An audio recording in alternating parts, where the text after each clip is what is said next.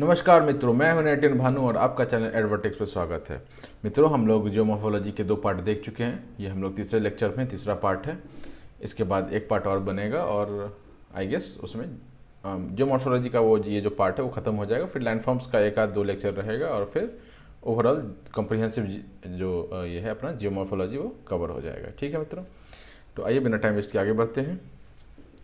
ठीक है, इसमें अभी हम लोग क्या देखने वाले हैं, इसमें हम लोग जियोलॉजिकल टाइम स्केल जो है भारत अर्थ का, उसको देखने वाले हैं। ठीक है, अब जियोलॉजिकल टाइम स्केल से क्या मतलब है कि अर्थ जब बना, अर्थ अब बन के तैयार है अपना, और इसके बाद इस पर क्या क्या घटित हुआ up to today, present day तक कैसे कैसे समय बीता, वो हम इसमें देखने की कोशिश करते हैं। तो अब क्या है कि बहुत वो लंबा समय है, बिलियंस ऑफ ईयर का समय है। जब बिलियंस ऑफ ईयर का समय है तब हमको क्या करना पड़ता है, उसमें पार्टीशन करना पड़ता है, डिवीज़न करना पड़ता है। जैसे हिस्ट्री में भी हम लोग डिवाइड करते हैं ना कि इंडस वैली, फिर प्री वैदिक, लेटर वैदिक, ऐसे करके हम लोग चीज़ों को डिवाइड करते हैं। वैसे इसमें भी डिवीज़न है। इसमें क्या डिवीज़न है कि मेजर डिवीज़न क्या ईयॉन्स का है। ईयॉन्स कितने हैं? 4 ईयॉन हैं। ठीक है, प्राइमरी डिफाइंड डिवीज़न कौन से ईयॉन्स हैं। हर ईयॉन के अंदर में एराज आता है, एराज के अंदर में पीरियड्स आते हैं और पीरियड्स के अंदर में इपॉक्स आते हैं। ठीक है, तो आगे मान लीजिए एक ईयॉन है, इसके अंदर मान लीजिए एरा होंगे। ठीक है, एरा 1, A2, A3, एरा 3 होगा। अब इसके अंदर क्या हो जाएगा, P1, पीरियड 1, पीरियड 2, ऐसे करके चलता जाएगा, है ना। और उसके बाद इस पीरियड के अंदर में इपॉक्स आ जाएंगे, इपॉक्स इपॉक्स। ठीक है, तो ऐसा कुछ डिवीज़न है। ज़्यादा इसमें अपने को डिटेल में नहीं जाना है, ये सब चीज़ जस्ट समझने का है। और इतना कुछ इसमें सवाल बनता नहीं है, क्योंकि ये क्या है ना कि स्टैंडर्ड हैं, बट इतने भी स्टैंडर्ड नहीं है कि इस पर सवाल बना जाए। यूपीएससी का जनरली जो भी फोकस होता है वो करंट रिलेटेड होता है, तो अगर करंट रिलेटेड कुछ है तो वो आएगा। और जहाँ की ऑप्शनल की बात है तो वहाँ पे आपको बेसिक चीज़ें पता होनी चाहिए, ताकि अपने आप आंसर्स में कोट कर सकें। कभी कभी क्या होता है, एक आध 2 लाइन भी एक्स्ट्रा लिखने के लिए अगर किसी मटेरियल्स मिल जाए ना तो बहुत हेल्प हो जाता है उससे। ठीक है मित्रों, अब देखिए ईयॉन में क्या है कि पहले 3 ईयॉन कौन से, मैंने बोला ना ये ईयॉन कितने हैं अपने पास, 4 हैं। 4 कौन कौन से 4 हैं? Hadean, Archean, Proterozoic. ठीक है, और आखिरी कौन सा है? फेनेरोजोइक। फेनेरोजोइक अभी भी चल रहा है। ठीक है, ईयॉन की बात हो रही है। इस 3 को, पहले 3 को क्या कहते हैं? प्री कैम्ब्रियन सुपर ईयॉन बोलते हैं। है ईयॉन ही, लेकिन 3 4 है ना, HAPP। ठीक है, तो पहले 3 को क्या कर दिया? सुपर ईयॉन बोल दिया, सुपर ईयॉन। ठीक है ना। और आखिरी वाला जो है वो जो है काफ़ी नज़दीक वाला समय है, आज के डेट से काफ़ी नज़दीक वाला समय है, तो उसको ज़्यादा कुछ ये नहीं बोले, उसको सीधा सीधा ईयॉन ही बोल रहे हैं। ठीक है, तो हेडियन कब से कब है? 3.8 बिलियन से 4.8 बिलियन से 3.8 बिलियन तक। ठीक है, इसको हेडियन का टाइम बोला गया, ईयॉन हेडियन है। प्री कैम्ब्रियन सुपर ईयॉन है। और यहाँ पे ओशियन और कॉन्टिनेंट्स का क्या हुआ? फॉर्मेशन होने लग गया। 3.8 से 2.5 बिलियन तक आर्कियन है, ये भी सुपर ईयॉन है। ठीक है, प्री कैम्ब्रियन सुपर ईयॉन है। और इसमें first life blue green algae, BG algae is blue green algae and unicellular bacteria का यहाँ पे फॉर्मेशन होने लग गया। ठीक है, 2500 से लेके 570 मिलियन ईयर पहले तक। ठीक है, प्रोटेरोजोइक ईयॉन चल रहा था, ये भी उसी कैटेगरी में आता है, प्री कैम्ब्रियन सुपर ईयॉन में। यहाँ पे सॉफ्ट बॉडी एंथ्रोपोड्स का फॉर्मेशन होने लग गया। ठीक है, अब इसको एक बार देख लीजिए। ठीक है, 2-3 बार पढ़ेंगे तो मोटा मोटा याद हो जाएगा आपको, इतना इसमें कुछ टफ है नहीं ज़्यादा, बहुत कम मटेरियल मैंने डाला हुआ है इसमें। ऐसे आप रिसर्च करने बैठेंगे तो आपको बहुत ढेरों मिल जाएगा, बट बहुत बेसिक चीज़ें डाली हुई हैं। ठीक है ना, कि कुछ एग्जाम से रिलेटेड होगा तो इतने में से आ जाना चाहिए। ठीक, इसके बाद आ जाते हैं चौथे वाले में, अपना चौथा वाला फेनेरोजोइक सारा एक ही ईयॉन में है। ठीक है, 545 से 245 मिलियन साल तक। एरा कौन सा था? पैलियोजोइक था। ठीक, इसमें पीरियड कौन सा? कार्बोनीफेरस।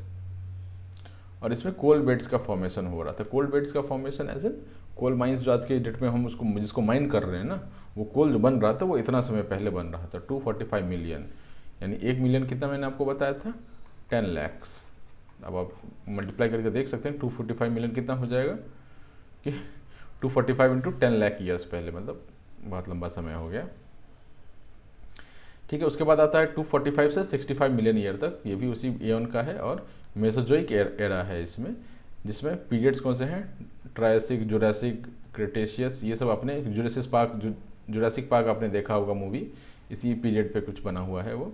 ठीक है, इसमें रेप्टाइल्स आने लग गए, डायनासोर जो है वो एक्सटिंक्ट होने लग गए थे यहाँ पे। ठीक, ये फैक्ट्स, इसमें कुछ समझाने का नहीं है आपको, बस इसमें आपको ये पूछ सकता है आगे पीछे कौन से हैं, ठीक है ना, 4 इयन बता देगा कि इनका क्रम बताइए, या फिर मैच द कॉलम कुछ दे देगा। ठीक है, इस पर आप मत जाइए, ये प्रॉपर जो बोला तो गया है ऐसा कुछ, लेकिन इतना भी कोई मतलब ये सॉलिड लाइंस नहीं है, सॉलिड डेफिनेशन नहीं है, मोटा मोटा मान के चलते हैं। ठीक है, 500 से लेकर 200 तक ऐसा बोल सकते हैं, तो वो भी कोई गलत नहीं होगा इसमें, इस वाले केस में। ठीक है, 65 मिलियन ईयर से लेकर के 65,000 ईयर साल पहले तक, 65,000 की बात हो रही है यहाँ पर, मिलियन नहीं लगा है, 65,000 ईयर, फिर 65 के मतलब 65,000 ईयर्स पहले तक। ठीक है, फेनेरोजोइक ईयन में एरा कौन सा था, सेनोजोइक था, इसमें टर्सरी पीरियड में। ठीक है, अभी इपोक आपके ये हैं, ये छोड़ सकते हैं, यहाँ पे बर्ड्स मैमल्स का फॉर्मेशन आने लग गया, अजीबोगरीब नाम है। होलोसिन वाला थोड़ा इंपॉर्टेंट हो जाता है, इसमें ओलिगोसिन और पीलियोसिन में इतना जाने की जरूरत नहीं है। ठीक है, 65 के से प्रेजेंट टाइम जो है वो सेनोजोइक पीरियड का, सॉरी एरा का क्वाटरनरी पीरियड है, इसमें होलोसिन ह्यूमन का फॉर्मेशन होता है, तो ये वाला सबसे इंपॉर्टेंट आपका हो जाता है। ठीक है, इसको आप याद रखेंगे। ठीक है, बाकी आप मोटा मोटा देख सकते हैं। हमारा कंसर्न कहाँ है, हमारा कंसर्न ज्योग्राफी से रिलेटेड है, तो हम लोग ज्योग्राफी पे आते हैं। ठीक है, तो ये क्या है, ये अपना अर्थ का जो फॉर्मेशन हो गया, अर्थ एक गर्म गोला था, वो जो है वो गर्म गोला जो बन के तैयार हो गया, उसके बाद आगे कैसे बढ़ा उसका ये विवरण था, मोटा मोटा विवरण था, कोई ऐसा मतलब बहुत बारीक में हम लोग नहीं गए हैं, थोड़ा बहुत गए हैं, बट ठीक है, इतना तो जाना बनता है।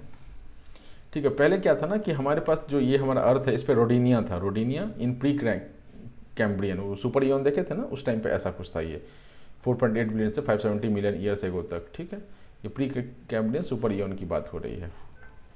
ठीक है, रोडिनिया एक ही, ये पूरा आइलैंड एक ही आइलैंड टाइप का था, या एक ही आप बोल सकते हैं कॉन्टिनेंट टाइप का था। ठीक है, ये रोडिनिया क्या होता है, पैलेजोइक में ब्रेक होता है। पैलेजोइक कब था, 545 मिलियन ईयर्स से लेकर के 245 मिलियन ईयर्स एगो तक था। ठीक है, ये ऐसे ऐसे टूटने लग गया, अब ये टूटा हुआ इसमें देख सकते हैं, है ना। अभी टूटे में क्या किया है कि इसमें नाम डालने की कोशिश किया है कि आपको समझ में आए कि कौन सा जगह क्या है। ठीक है, दिस इज ईस्ट एंटार्क्टिका, है ना, this is Congo, this is India, this is Australia, this is south China, ठीक है, नॉर्थ चाइना, ठीक है, साइबेरिया, और पहचाना हुआ कोई है अमेजोनिया, साउथ अमेरिका का, वेस्ट अफ्रीका, तो ये अलग अलग टाइप का कुछ था, वो टूटना चालू हो जाता है। ठीक है, लेकिन फिर मेसोजोइक एरिया जब एरा आता है, मेसोजोइक जब टाइम आता है, उसमें मर्जर देखने के लिए मिलता है, मतलब कि जो पहला जो था रोडिनिया जो था, वो रोडिनिया टूटता है, रोडिनिया जो है था वो टूटता है, टूटने के बाद क्या होता है, मेसोजोइक मर्जर देखा जाता है, ये नाम ही इसका मेसोजोइक मर्जर है, तो इस नाम को आप थोड़ा याद रखेंगे, मेसोजोइक मर्जर की बात हो रही है। ठीक है, इसमें वापस मर्ज होकर पैंजिया फॉर्म होता है, तो मतलब सब जो मर्ज करके पहले कौन सा था, रोडिनिया था। ठीक है, उसके बाद ब्रेक होता है, फिर मर्ज होता है, ये ब्रेक हुआ था, फिर मर्ज होता है, यहाँ पे मर्ज, और क्या फॉर्म होता है, पैंजिया फॉर्म होता है। पैंजिया से तो काफ़ी कुछ लोगों को पता होता है, लेकिन अपन यहाँ पे देख के चलते हैं उस सब चीज़ को। ठीक है, पैंजिया ऐसा बन गया। अब पैंजिया क्या है कि ऑलमोस्ट सिमिलर टू आज का टाइम जैसा है वैसा कुछ है। देखिए, नॉर्थ अमेरिका यहाँ है, south America, Africa, Antarctica, India, Australia. अभी इंडिया यहाँ पे नहीं है, इंडिया जाके यहाँ जुड़ता है बाद में, है ना, यहाँ पे इंडिया जुड़ेगा बाद में। ये यूरेशिया, ऐसा कुछ ये था अपना पैंजिया। ठीक है मित्रों, मेसोजोइक मर्जर में क्या होता है, पैंजिया का फॉर्मेशन होता है। अभी 200 साल पहले, 200 मिलियन साल पहले क्या हुआ कि पैंजिया फिर से ब्रेक होता है। अब ये टूटना और जुड़ना का क्या कारण था वो हम आगे देखेंगे, बट आप याद रखेंगे कि पहले रोडिनिया था, टूटा, फिर जुड़ा, फिर पैंजिया बना, फिर ये ब्रेक हुआ। हो सकता है भविष्य में फिर ये, अभी ये ब्रेक होकर अलग ही हो जाएगा। इसमें 2 लैंड मास बन जाता है। लैंड मास कौन से हैं अपने, पहला तो लॉरेशिया है और दूसरा गोंडवाना लैंड है। ठीक है, नीचे वाले जो है इसके ये जो है ना, ये बाउंड्री टाइप का समझ लीजिए आप, ये गोंडवाना लैंड है और ये लॉरेशिया है, ये पोर्शन लॉरेशिया में आ जाता है। ठीक है, ठीक। तो अभी क्या था कि पैंजिया जो है वापस ब्रेक होकर के लॉरेशिया एंड गोंडवाना लैंड में बदल गया।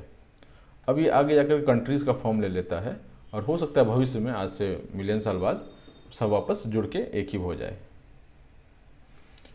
अभी गोंडवाना लैंड का फर्दर ब्रेक होता है। गोंडवाना लैंड फर्दर ब्रेक होकर के साउथ अमेरिका, अफ्रीका, अरेबिया का ये एरिया, अभी ये जुड़ा ही हुआ था, अभी टूटा नहीं है, ठीक है। इंडिया, मडागास्कर यहाँ पर है, अंटार्कटिका है, ऑस्ट्रेलिया है, इनमें ये वापस मतलब टूटने लग जाता है, वापस नहीं टूटने लग जाता है, ठीक। और उसके बाद प्लेट टेक्टोनिक का मूवमेंट जो होता है उससे वो अपने अपनी जगह पर चला जाता है, उस पर आएंगे। तो अब आप देख सकते हैं कि ये दो फोटोज़ को देखिए आप, इंडिया अपने को कहाँ दिख रहा है, ये अपना इंडिया है, हमारा प्यारा भारत, ठीक है। ये जाके इसको जाके यहाँ पे जोड़ना है, ठीक है, ये यहाँ से मूव करना शुरू करेगा, तो ये जो है अपना भारत अफ्रीका के पास था, ठीक, ये ऊपर मूव करेगा, वही चीज़ आगे हम देखने वाले हैं, ठीक है। तो मूवमेंट ऑफ इंडिया क्या है, मूवमेंट ऑफ इंडिया क्या है, ये है इंडिया श्रीलंका लैंडमास, ये देख रहे हैं घूम जाते जाते यहाँ पे लग गया, और यहाँ पे हिमालयस का जो फोल्ड माउंटेन्स है उसका फॉर्मेशन इसी कारण से हुआ क्योंकि वो दो प्लेट्स जुड़े थे और वो राइज कर गया था, ठीक है। तो अब इतना तक तो हमने देख लिया। अभी जो मूवमेंट ऑफ इंडिया का जो मूवमेंट है वो क्यों हुआ, या किसी भी सब कॉन्टिनेंट या कॉन्टिनेंट का मूवमेंट क्यों हुआ, इस चीज़ के बारे में जानने के लिए 3 थ्योरीज आता है, ठीक है। और इसको हम लोग ये इंडिया के ही परिप्रेक्ष्य में पढ़ेंगे क्योंकि हम लोग इंडियन हैं तो इंडियन के परिप्रेक्ष्य में ही पढ़ेंगे, ठीक है, इंडिया से रिलेट करके ही पढ़ेंगे, बट ये ओवरऑल एप्लीकेबल था कि क्यों सब मूव कर रहे थे, ठीक है ना। तो मूव क्यों किया, बेसिकली कहानी उस पर है, लेकिन हम इंडिया कोड से रिलेट करके पढ़ेंगे उस चीज़ को, ठीक है मित्रों। 3 थ्योरीज दी गई हैं यहाँ पर, कॉन्टिनेंटल ड्रिफ्ट थ्योरी और सी फ्लोर स्प्रेडिंग थ्योरी, तीसरा है प्लेट टेक्टोनिक थ्योरी। तो इस लास्ट वाले को हम अगले लेक्चर में देखेंगे, यहाँ तक हम लोग इसमें कवर करेंगे, ठीक है मित्रों। ठीक, कॉन्टिनेंटल ड्रिफ्ट थ्योरी क्या है, देखिए अभी सबसे पहला टॉपिक इसमें आ जाता है कॉन्टिनेंटल ड्रिफ्ट थ्योरी। ये एल्फ्रेड वेगनर जी का दिया हुआ है, ठीक है। First to propound movement of the continents, continent जो मूव किया है वो पहला उन्होंने ये दिया है। उनका जो कॉन्टिनेंटल ड्रिफ्ट थ्योरी था उसको प्रूव करने के लिए 4 मेन ऑब्जर्वेशंस थे, ठीक है। उनका जो थ्योरी है ये, इसको प्रूव करने के लिए उन्होंने 4 मेन ऑब्जर्वेशंस किया था। पहला क्या था, फर्स्ट ऑब्जर्वेशन क्या था, मैचिंग कोस्टलैंड्स जिग्सॉ फिट, ठीक है। मैचिंग कोस्टलैंड का क्या मतलब है, आप ये फोटो में देख सकते हैं, आपको समझ में आ जाएगा कि साउथ अमेरिका का जो ये कर्व है वो अफ्रीका के इसमें फिट हो रहा है, अफ्रीका का जो ये कर्व है वो अमेरिका की जो कैलिफोर्निया वाला एरिया है उसमें फिट हो रहा है, ठीक है। तो ये पहला ऑब्जर्वेशन था। दूसरा ऑब्जर्वेशन क्या था, सेकेंड ऑब्जर्वेशन क्या था, similarity of age of the rocks. अभी इन्होंने इस एज रॉक का एज निकाला और इस रॉक का एज निकाला, एक जैसा ही था, इस रॉक का एज निकाला और इस रॉक का एज निकाला, सेम ही था। तो मतलब समझ में आता है कि चूँकि जुड़े हुए थे तो उन दोनों का एज सेम होगा। अब ये बिछड़ गए तो एज थोड़ी ना बदल जाएगा, एज तो सेम ही रहेगा, ठीक है। थर्ड ऑब्जर्वेशन क्या था, फॉसिल एविडेंस, ठीक है। फॉसिल एविडेंस भी सेम ही चीज़ आप समझ सकते हैं कि ये देख रहे हैं, ये लाल वाला, ये लाल ऐसा, तो यहाँ जो एविडेंस मिलता है वो यहाँ भी मिलता है कि because this was in continuation, तो जो यहाँ मिलता है वो यहाँ भी मिलता है। सिमिलरिटी आप इसमें देख सकते हैं, ठीक है। इंडिया का जो सदर्न पार्ट है, ऑस्ट्रेलिया, अंटार्कटिका, ये सब लेते करके हमको दिखता है कि ये जो पोर्शन है, ये इसको मैं लाल से दिखाऊं, लाल भी नहीं दिख रहा, ब्लैक दिखेगा, है ना, ये सारा एक ही जैसा दिखता है। तो फॉसिल एविडेंस तीसरा फैक्ट आ जाता है यहाँ पे, ठीक है मित्रों। चौथा ऑब्जर्वेशन क्या है, चौथा ऑब्जर्वेशन उन्होंने देखा कि पैलियो क्लाइमेटिक एविडेंसेस, ठीक है। अब जैसे यहाँ बर्फ़ है, ये ऐसा बर्फ़ मान के चलिए, अगर ये बर्फ़ से ढका रहेगा, मान लेते हैं कि ये 4 बिलियन ईयर बर्फ़ से ढका हुआ था ये पोर्शन, ठीक है, 4 बिलियन ईयर ढका हुआ था, तो नीचे जो बर्फ़ के नीचे का जो ये होगा, जो भी एविडेंस होगा या जो भी वहाँ पे ये होंगे, ये ग्लेशियल एविडेंस की बात कर रहे हैं ट्रॉपिकल लैंड्स में, तो वो एक जैसे ही होंगे, ठीक है ना। तो अभी हम देखते हैं क्या है कि अफ्रीका का ये वाला पोर्शन इंडिया के ये वाले पोर्शन से मैच करता है, साउथ अमेरिका का ये वाला पोर्शन इंडिया के ये वाला से मैच करता है, तो समझ में आता है कि ये दोनों कभी सब एक ही जगह पर थे, ठीक है। तो पहले क्या था कि ये जो गोंडवाना लैंड और इसके बनने से पहले, गोंडवाना लैंड और अपना लॉरेशिया बनने से पहले जो था वो क्या था, अपने पास पेंजिया था, एक ही ये पूरा था सब कॉन्टिनेंट, दैट वाज पेंजिया, ठीक है। Only one ocean was there, that was Panthalassa, ठीक है। कॉन्टिनेंट रॉक्स जो थे उनके हिसाब से, ये सब वैगनर जी के हिसाब से है, ठीक है। ये कॉन्टिनेंट जो था वो सियाल रॉक से बना हुआ था, ओशियन जो था वो सीमा रॉक से बना हुआ था, दैट इज सेम, सियाल सीमा हम लोग देख चुके हैं, ठीक है। Mid Mesozoic Pangaea broke up and drifted apart, ठीक है। इसी पर तो इतनी देर से हम लोग बात कर रहे थे। अब इसका लिमिटेशन है कुछ, ये जो है वो फेल हुआ अल्टीमेटली। प्लेट टेक्टोनिक थ्योरी जो था वही सक्सीड किया, वही सबसे ज़्यादा इस्टेब्लिश्ड है, स्टैंडर्ड है आज के डेट में। बट ये सब इनिशियल स्टडी था, तो हम लोग कैसे उस तक पहुँचे उसका ये रास्ता हम देख रहे हैं, ठीक है। तो इसमें कुछ कमियां रही होंगी, तो कमियां देखते हैं कि ड्राइविंग फोर्स क्या था, ये वैगनर साहब एक्सप्लेन नहीं कर पाए। भाई ठीक है, इंडिया वहाँ पे पड़ा हुआ है अफ्रीका के पास, वो उठ करके इसके पास, एशिया के पास कैसे पहुँच गया? What was the driving force? Driver, कुछ तो ड्राइविंग फोर्स होगा ना, ड्राइवर होगा ना जो उसको उधर खींच करके ले गया होगा, क्या था वो? तो उनको उस चीज़ को एक्सप्लेन नहीं कर पाए। उन्होंने रीज़न क्या दिया था? Gravitational pull of sun and moon, ठीक है, मून और सन के ग्रेविटी से हो सकता है इंडिया जो है वहाँ चला गया होगा, ठीक है, लेकिन वो गलत हुआ। वो आज के डेट में हम जानते हैं वो चीज़ गलत है कि सन और मून के ग्रेविटी से मतलब टाइड्स आते हैं, बट कॉन्टिनेंट्स थोड़ी ना मूव करते हैं, है ना। उन्होंने बोला था कि सियाल और सीमा, ये जो इन्होंने दिया था ये फेल हो गया। क्यों फेल हुआ? कि इनका क्या कहना था कि सियाल जो है वो कॉन्टिनेंट जो है वो सियाल है, ठीक है, ओशियन जो है ये सीमा है, वैगनर साहब ये कह रहे थे। लेकिन स्वेज मॉडल क्या है? एडवर्ड स्वेज मॉडल हमने पढ़ा ना अभी लास्ट लेक्चर में, उसमें वो बोले कि सियाल जो है वो कॉन्टिनेंट में तो है ही है, ओशियन के भी नीचे सियाल ही है, ठीक है। ये भी थोड़ा फेल करेगा आगे, मतलब जब आगे बढ़ेंगे, लेकिन उस टाइम पे जब कंपैरिजन किया गया तो इनका ज़्यादा स्टैंडर्ड मॉडल था इसके कॉरस्पॉन्डिंग, ठीक है ना। तो ये इन्होंने बोला था कि ओशियन के नीचे भी सियाल मिलता है, तो ये यहाँ पर ये वाला फेल कर गया। तो हम अभी इसी पे फोकस करते हैं कि ये क्यों फेल किया। अब इसके साथ क्या हुआ ये हम बाद में देखेंगे, या कुछ तो हम देख भी चुके हैं, और जो नहीं देखे हैं वो आगे के लिए रखते हैं, टॉपिक से नहीं भटकते हैं, डाइग्रेस नहीं करते हैं, ठीक है। तो ये हमारा वैगनर साहब का ये फेल हो गया। अभी इसी चीज़ में थोड़ा सा इन्होंने, आर्थर होम्स साहब ने क्या किया, ये आर्थर होम्स हैं, इन्होंने क्या किया कि इसमें इन्होंने बोला क्या कि ठीक है वो एक्सप्लेन नहीं कर पाए, लेकिन उसकी बात सही है, तो बात तो हम भी मान रहे सही है। उन्होंने एक कॉन्सेप्ट दिया, एक कन्वेक्शन करंट थ्योरी का, ठीक है, कन्वेक्शन करंट थ्योरी का उन्होंने एक कॉन्सेप्ट दिया। बोला कि इसके थ्रू जो है ये ड्राइविंग फोर्स रहा होगा, हो सकता है ये रहा हो, ठीक है, एग्जैक्टली नहीं वो भी बोल पाए, लेकिन उन्होंने बोला क्या कि हाँ ये हो सकता है ये हो। कन्वेक्शन करंट थ्योरी हमारे आगे भी काम आएगा, ठीक है। तो इनका क्या कहना था कि ये आप पहले फोटो देखिए, मैं पहले समझाता हूँ फिर लाइन्स देखते हैं। इनका ये कहना था कि ये मेंटल है, वो ये कोड हो गया, ये है ना कोड लिखा हुआ है ना, कोड, ये मेंटल है अपना, ये देख रहे हैं मेंटल है, ठीक है। ये अपना ग्रीन वाला क्या है? क्रस्ट है। इनका ये कहना था कि मेंटल में ऐसा कुछ कन्वेक्शन सेल चल रहा है, ये देख रहे हैं ना, ये गोल घूमता हुआ, ऐसा गोल घूमता हुआ दिख रहा है ना, ये कन्वेक्शन सेल चल रहा है। इससे क्या हो रहा है कि ये जो यहाँ पर है, यहाँ पर ये ब्रेक हो रहा है और ये इधर मूव कर रहा है और फिर यहाँ से ये नीचे आ रहा है, ऐसा इन्होंने बोला। और इसका, इस चीज़ का ड्राइविंग फोर्स किसको बताया? इस कन्वेक्शन सेल को इस चीज़ का ड्राइविंग फोर्स बताया। कन्वेक्शन सेल ही है जो उसको नचा रही है, और कुछ प्लेट्स जो हैं ऊपर आ रहे हैं और फिर वो कुछ प्लेट्स जो है वो नीचे निकल के जा रहे हैं, ठीक है। इन्होंने क्या बोला कि inside mantle there are convection cells. ये कन्वेक्शन सेल्स कहाँ से आते हैं? ये आते हैं residual energy of the earth. Residual energy क्या होता है कि कोई भी रिएक्शन होता है, जो मान लीजिए एक केमिकल में कुछ रिएक्शन पोटेंशियल है, ऐसा मान लेते हैं, आदमी को ही लेके चलते हैं। रेसिडुअल फोर्स का मतलब क्या है? रेसिडुअल एनर्जी का क्या होता है कि आपको मैंने भेजा कि भैया जाइए आप ना गेहूँ काट के आइए, आप गए गेहूँ काट के आते हैं, ठीक है, मुझे लगा कि आपका सारा ताकत खत्म हो जाएगा, ठीक है, आप वापस आते हैं और आप चले जाते हैं क्रिकेट खेलने, और क्रिकेट खेलने भी लग जाते हैं। तो आप जो क्रिकेट खेल रहे हैं वो किस चीज़ पर खेल रहे हैं? आपकी रेसिडुअल एनर्जी, जो आपने खेती काटी उसके बाद जो आपके अंदर एनर्जी बचा, that is your residual energy, और उस एनर्जी को यूज़ करके आप खेल रहे हैं क्रिकेट। तो अर्थ का भी कुछ रिएक्शन, कुछ काम के लिए एनर्जी है, जो काम एनर्जी बच जाता है उसका, वो क्या कर रहा है? कन्वेक्शन सेल प्रोड्यूस कर रहा है। कहाँ प्रोड्यूस कर रहा है? आपका मेंटल में प्रोड्यूस कर रहा है, मेंटल में, ठीक है। इसी को उन्होंने बोला ड्राइविंग फोर्स है behind the drifting of the continent. इन्होंने इसमें एक और ऐड किया, उन्होंने बोला कि सब कुछ सही है, ड्राइविंग फोर्स को एक्सप्लेन नहीं कर पाए हैं, लेकिन ड्राइविंग फोर्स मेरे ख्याल से मेरे को ये लगा, कन्वेक्शन सेल जो मेंटल में बन रहा है ना, वही उसका ड्राइविंग फोर्स है, ठीक है मित्रों। ये कौन है? आर्थर होम्स साहब है, शेरलॉक होम्स के भाई रहे होंगे, है ना।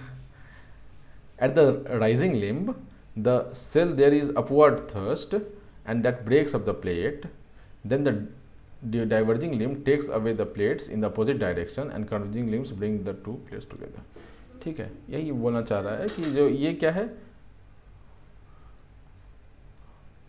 ये ऊपर राइजिंग लिम्स है, ये ये फॉलिंग लिम्स है, ठीक है ना। तो राइजिंग लिम्स क्या करता है कि यहाँ से प्लेट को ब्रेक करता है, यहाँ प्लेट को ये दूसरी ओर लेके जाता है, ये भी प्लेट दूसरी ओर लेके जाता है ना, ये दूसरी ओर लेके गया, ये भी दूसरी ओर लेके गया, और इधर से भी लेके आया होगा, यहाँ से लेके आया होगा, तो ये कन्वर्जिंग लिम्स हो गया। ये कन्वर्जिंग लिम्स में क्या होता है, ये डिस्ट्रॉय हो जाते हैं, ये इनका कहना था, ठीक है। ये आगे भी कुछ काम आएगा, आगे हम जब सी फ्लोर स्प्रेडिंग अभी नेक्स्ट थ्योरी पढ़ेंगे तो आएगा, ठीक है। अभी भी कुछ तो बेहतर इस्टेब्लिश हुआ, लेकिन इतना भी स्टैंडर्डली इस्टेब्लिश नहीं हुआ कि हम इसको फाइनल मान लें, ठीक है। इसके बाद आता है सी फ्लोर स्प्रेडिंग थ्योरी, ठीक है। क्या आता है मित्रों, बहुत गर्मी है, 4 लाइट जला के और फिर पंखा बंद करके बैठना पड़ता है, ठीक है।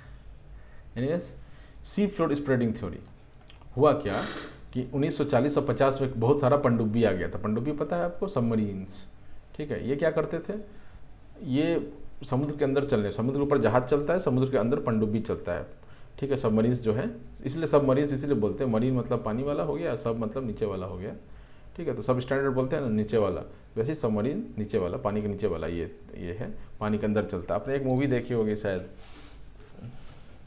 उसमें जो इंडिया पाकिस्तान का लड़ाई होता है, पनडुब्बी में लड़ाई होता है, इंडिया का ऑलमोस्ट वो जो है वो गिर जाता है, फिर अचानक से वो ऊपर उठता है और फिर पाकिस्तान वाले को मार के वापस से एक जंग लड़ी गई थी 71 के युद्ध में, जो पानी के अंदर लड़ी गई थी, तो उस पर कुछ था, वो नाम मैं भूल रहा हूँ, ठीक है। तो ये सबमरीन्स के बात है। तो 1940s 50s में क्या हुआ था, 1940s में वर्ल्ड वॉर 2 हुआ था, उसमें पनडुब्बी बहुत ज़्यादा चाल में था। 50s में अगेन के कोल्ड वॉर का दौर था और अमेरिका सुपर पावर बन चुका था, तो उसका काम था कंट्रोल करना, तो अंदर ही अंदर जाके कंट्रोल करने की कोशिश करता था, और भी कंट्रीज थे जो ऐसा काम कर रहे थे। तो इनको क्या दिखता है कि हमको क्या लगता है कि हमारा अब अगर ऐसा ज़मीन था, ठीक है, और यहाँ पे पानी भरा हुआ है, हम समुद्र देखें, आप लोगों ने सीज देखा होगा ना, ओशियन देखा होगा, तो हमको क्या लगता है कि हमको ऐसा लगता है ना कि ये ऐसा नीचे गया होगा और ये ऊपर चला गया होगा, ऐसे ऐसा पूरा टब जैसा पानी भरा हुआ है ना। ये हम मान के चल रहे थे इससे पहले तक। लेकिन जब ये लोग पनडुब्बी लोग गए अपना लाइट वाइट लेकर के अंदर नीचे उतरते हैं, तब वो देखते हैं कि भाई यहाँ पे हिल्स है, ग्योट्स है, मिड ओशनिक रिज है, ट्रेंच है, भाई क्या है, एक पूरा का पूरा रिलीफ ही समुद्र के अंदर में है, ठीक है। वो रिलीफ पे आते हैं, ठीक। ग्योट्स का मतलब क्या होता है, एक माउंटेन टाइप का होता है लेकिन फ्लैट सरफेस होता है, प्लेटो समझ लीजिए आप, प्लेटो टाइप का कुछ होता है, फ्लैट सरफेस होता है, ठीक। हिल्स तो आपको समझ में आता है, छोटा जो पहाड़ होता है हिल्स होता है। मिड ओशनिक रिज अभी बहुत आगे आएगा, वो मैं बताऊंगा। वो रिज मतलब क्या होता है, कट्स होते हैं, ये जो कट्स देख रहे हैं ना आप, ये मिड ओशनिक रिज है, ठीक है ना। अब मिड ओशनिक रिज क्यों कहा जाता है वो भी हम देखेंगे, ठीक है। ट्रेंच क्या है, ट्रेंच मरियाना ट्रेंच का नाम सुना होगा, ट्रेंच मतलब गड्ढा होता है, ठीक है। अभी आएगा, सब कुछ आएगा, हम अभी आपको बढ़िया से एक्सप्लेन करते हैं चीज़ों को, हर एक एक वर्ड हम देखने की कोशिश करेंगे कि क्या है कैसा है, ठीक है। तो पहले इस फोटो पे आप इस फोटो पे फोकस कीजिए, आप थोड़ा सा बड़ा करता हूँ मैं इसको, ठीक है। इसके बाद वाला ये फोटो बहुत काम का है, आपने बहुत ज़्यादा इन्फॉर्मेशन नहीं है लेकिन ठीक ठाक इन्फॉर्मेशन है इसमें। ये तो अपना कॉन्टिनेंट हो गया, यहाँ पे अपने को आदमी दिखता है, ये देखिए समुद्र के बाहर में खड़ा है, मज़े ले रहा है, ठीक है। यहाँ से पानी शुरू होता है, तो क्या होता है कि अपन देखे होंगे कि ये जो है स्लोप चलता है, ठीक है। दिस इज हल्का सा स्लोप रहता है, अभी इसको स्लोप ही बोलते हैं, नाम अलग है बट इसको स्लोप, जैसे देखते हैं ना पानी जैसे वो वेग आ रहा है, हम खड़े हैं, तो वो थोड़ा स्लोप जैसा होता है। तो जो ग्रेजुअल स्लोप होता है, ग्रेजुअल मतलब धीरे धीरे नीचे की ओर जा रहा है, दैट इज कॉन्टिनेंटल शेल्फ, ठीक। अचानक से उसके बाद जो गिरता है, थोड़ा दूर, अब उतना दूर से गए नहीं होंगे कभी, लेकिन आप वेस्टर्न घाट्स में थोड़ा कम है, तो अगर आप, हमें को लगता है कि 1 किलोमीटर भी जाएंगे, उसके बाद अचानक से वो नीचे चला जाता है, ठीक है ना। और यहाँ तक क्या है कि ये वाला पोर्शन जो है वो जो है, मतलब यहाँ तक तो आदमी नहीं जा पाएगा, लेकिन हाई टाइड लो टाइड इसी के बीच में कहीं पर बैलेंस होता रहता है, ठीक है। ये जो अचानक से जो ये ग्रेजुअल स्लोप के बाद जो सडन स्लोप आ गया, दैट इज कॉन्टिनेंटल स्लोप, ठीक,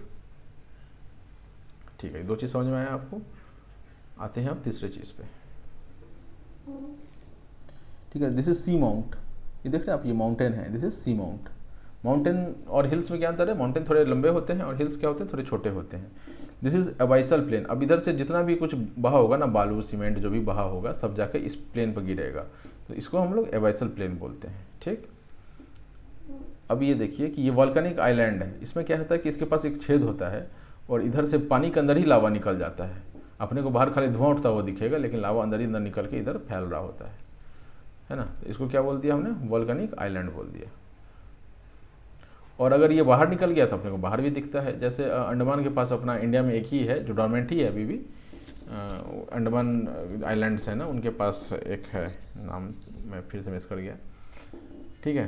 तो ये वोल्केनिक आइलैंड्स है जो थोड़ा सा ऊपर आएंगे और ये ऐसा कुछ रहेगा, इस वजह से वोल्केना गिरता रहेगा। और हम जो यहाँ जाके फ़ोटो खींच सकते हैं इसका, अगर ज़िंदा बच गए तो, ठीक है। तो ये वोल्केनिक आइलैंड्स हो गए। आइलैंड से मतलब थोड़ा तो बाहर आया ही होगा, ये दिखा नहीं रहा है फ़ोटो में, बट थोड़ा बाहर आया होगा, ठीक है। नहीं तो अगर अंदर ही रह जाएगा तो फिर तो माउंटेन ही हो जाएगा ना। इसके बाद क्या है, मिड ओशनिक रिज। रिज मतलब क्या होता है, रिज हमने अगर रिज का कॉमन वर्ड क्या होता है, मतलब गड्ढा जैसा होता है, this is ridge. Mid oceanic क्यों बोलते हैं वो आएंगे, हम उस पर थोड़ा लेट में आते हैं। बस इसको रिज बोलते हैं, मिड ओशनिक। मैंने इधर से नीचे जा रहे हैं, इधर से भी नीचे जा रहे हैं, तो बीच में कहीं कहीं हमको ऐसा दिखने के लिए मिलता है जहाँ पे ये कट्स बना हुआ है, जहाँ से ये यहाँ पर कुछ होता है। अब क्या होता है नहीं होता है वो हम आगे देखते हैं। फिर सेकंड वही कॉन्टिनेंटल स्लोप और सेल्फ आ गया। ज़्यादा सडन स्लोप वाला को कॉन्टिनेंटल स्लोप बोलते हैं और ग्रेजुअल स्लोप वाले को कॉन्टिनेंटल सेल्फ बोलते हैं। This is trenches. ट्रेंचेस भी गड्ढा ही होता है, ठीक है। दोनों जगह पे कुछ ना कुछ होता है, वो हम आगे देखते हैं, ठीक है। क्या होता है ये भी, यहाँ इस गड्ढे में भी कुछ होता है और इस गड्ढे में भी कुछ होता है। हर छेद काम का होता है, ठीक है मित्रों। चल आगे आइए, इस वर्ड्स पे आते हैं। उससे पहले आप इसको और बढ़िया समझिए, ज़्यादा बढ़िया डायग्राम रिप्रेजेंटेशन जो है ये ज़्यादा बढ़िया है, ठीक। पहला तो कॉन्टिनेंट आ गया, ये तो आपको समझ में आता है, जो लैंड पार्ट है दैट इज कॉन्टिनेंट। उसके बाद gradual slope continental slab self, उसके बाद sudden slope that is continental slope, ठीक है। Submarine canyons. कैनियंस क्या होते हैं, ये कटे हुए हैं ना, ऐसा ऐसा कटा हुआ, ऐसा कटा हुआ। इसमें से क्या होता है, पानी जो है ये कचरा यहाँ पर आके गिरता है। कचरा नहीं होता, कचरा भी हो सकता है, बट मोस्टली बालू वालू जो होता है ना वो यहाँ पे आके गिरता है इस पोर्शन पर। वो कट जैसा ऐसा है ना, ऐसा कट जैसा होता है, नाला टाइप का, that is canyons. Grand canyon आपने देखा हुआ अमेरिका का, तो वैसा ही कुछ है, लेकिन वो पानी के अंदर है। इसको सबमरीन कैनियन बोलते हैं, ठीक। उसके बाद इसको कॉन्टिनेंटल राइज बोलते हैं इस पोर्शन, जिसको अबाइसल प्लेन था ना। अबाइसल प्लेन में क्या होता है कि this is abyssal plain, this is abyssal plain. Problem क्या है इसमें कि यहाँ पर जो है वो ऊपर से सामान आके गिरता होगा इस वाले एरिया में, है ना। कुछ भी आपने फेंका नाव वाव से, तो यहाँ पे आके गिरता होगा, तो ये जो है थोड़ा उठा हुआ हो जाता है, that is continental rise. And overall this is abyssal plain. इसके बाद MOR हम लोग देख चुके हैं, सी लेवल, ठीक है। अबाइसल प्लेन, इसको अबाइसल प्लेन बोल दिया उसने। इस साइड मैंने इस साइड पे लिखे हुआ है, बट उधर भी है, ठीक है। ये अबाइसल हिल्स हैं।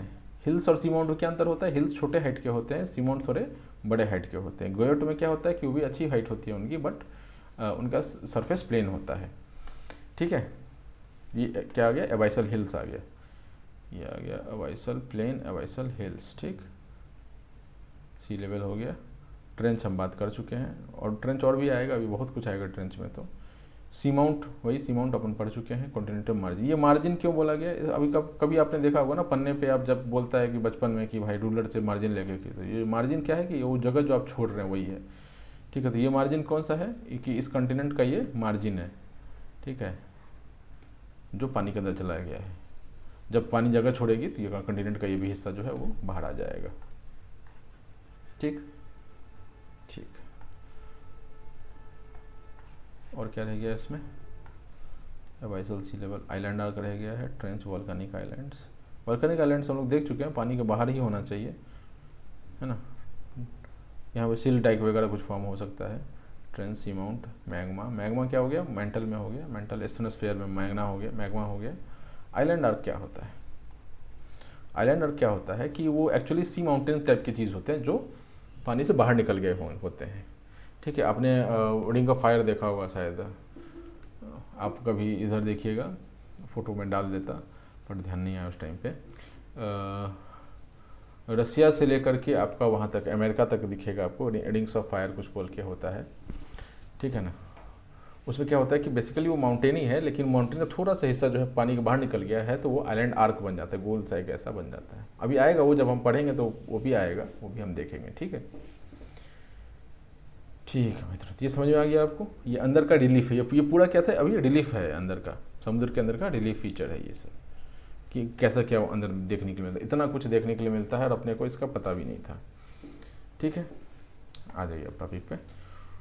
ठीक है, ओशियन फ्लोर में क्या ऑब्जर्व किया गया कि ओशियन क्रस्ट जो है वो मिड मेसोजोइक से पुराना नहीं है। अब ये सब ओशियन क्रस्ट किसको बोल रहा है, इसको बोल रहा है, ये जो लैंड्स आपको दिख रहे हैं ना, ये MOR है, इसको MOR हम लोग शॉर्ट में बोल रहे हैं।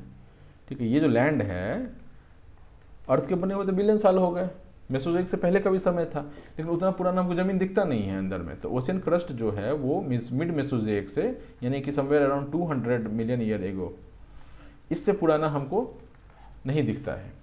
इससे पुराना हमको क्या नहीं दिखता है, लैंड जो है समुद्र के अंदर नहीं दिखता है। भाई पहले वाले लैंड गए कहाँ, सवाल ये है एक। ठीक है, age increases away from the MOR। अब और क्या देखा गया कि ये जो मिड ओशियनिक रिज है, ये वाला पोर्शन, ठीक है, इससे जितना इधर भाग रहे हैं ना, इसका एज बढ़ता जा रहा है। इसका मान लेते हैं x एज है, इसका मान y है, तो x जो है सो ग्रेटर देन y आ रहा है। ठीक है, ये वाला एज जो है वो इस वाले एज से बड़ा है, मतलब कि मिड ओशियनिक रिज के पास वाला जो है वो कम एज का है और उससे दूर वाला जो है वो ज़्यादा एज का है। ठीक ठीक, तीसरा चीज़ क्या है, sea mounts deformed at the trenches. Sea mount जो यहाँ पर ट्रेंच है ना, ये यहाँ पर जो सी माउंट्स दिखते हैं ना हमको, वो डिफॉर्म्ड दिखते हैं, मतलब ऐसा कोई माउंटेन होना चाहिए था और उसको दिख रहा है कि ऐसा ही है। ठीक है, ये माउंट चालू हो गया, तो भाई क्या हुआ इसके साथ, ऐसा क्यों डिफॉर्म्ड क्यों दिख रहा है। ये सब सवाल था उस समय, सवाल को हम लोग धीरे धीरे जवाब खोजने का कोशिश करेंगे। ठीक है मित्रों,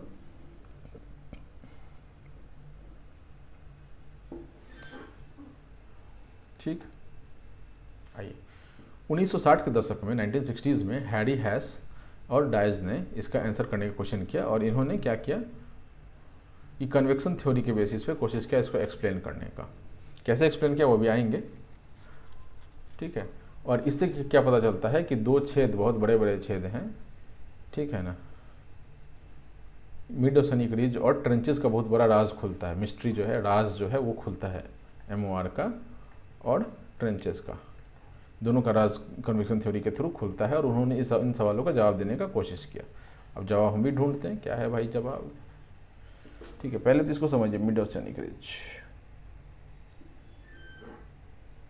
ये देखिए, ये जो उठा हुआ दिख रहा है ना आपको, इसमें किससे दिखेगा, हाँ दिख रहा है। ठीक है, ये जो उठा हुआ आपको दिख रहा है, ये है ना, this is MOR, mid oceanic ridge. ठीक है ना, एक्चुअली मिड ओशियनिक रिज अब सबको बोल दिया गया हुआ है, लेकिन अब जब गौर करेंगे तो ये देखिए, अमेरिका और अफ्रीका के और यूरोप के बीच का ये जो पार्ट है, ये वाला पोर्शन, ये पोर्शन, ये सी के बीचों बीच था, इसलिए इसको मिड ओशियनिक रिज बोला गया। अभी एक बार इसको ये नाम पड़ गया तो उसी टाइप का चीज़ अगर दूसरी जगह भी दिखता है, भले वो बीच में नहीं है, लेकिन उसका भी नाम वही कर देते। जैसे अभी एडियल भी यूज़ करना हो तो आप उसको सर्फ ही बोल देते हैं, है ना। तो वही चीज़, मैगी खाना हो तो मैगी ना भी हो, टॉपरामैन का भी हो या किसी और कंपनी का भी हो, तो अभी भी सनफिस्ट का भी हो, उसको भी आप मैगी ही बुला लेते हैं। तो वैसे ही कर दिया इसको कि MOR इसको बोला था इस वाले सेक्शन को, बट चूंकि अब ऐसा ही सब कुछ इधर भी था तो उसको भी MOR ही बोल दिया ये लोग। ठीक है, बट इनका एक्चुअल नेम ओशियनिक रिज होना चाहिए, मिड ओशियनिक रिज खाली इसके लिए यूज़ होना चाहिए, इस वाले पोर्शन के लिए, है ना, इस वाले पोर्शन के लिए, और बाकी सब के लिए आप oceanic ridge as a common term use कर सकते हैं, इनफैक्ट सबके लिए यूज़ कर सकते हैं। अब समझिए यहाँ पे,